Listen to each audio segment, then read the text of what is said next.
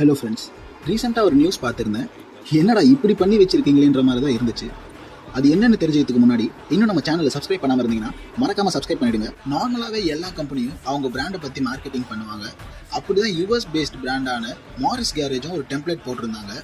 அது என்னென்னா, சே டாடா டு டாக்ஸிஸ்னு நம்ம டாடா கம்பெனியை கலாய்க்கிறாங்களாமா.